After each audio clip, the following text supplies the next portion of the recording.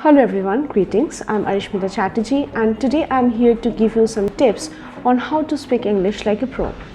To start with, if you want to speak English like a pro, you need to stop translating English directly from your mother tongue. Because trust me, the way we frame sentences in English and in vernacular are never the same.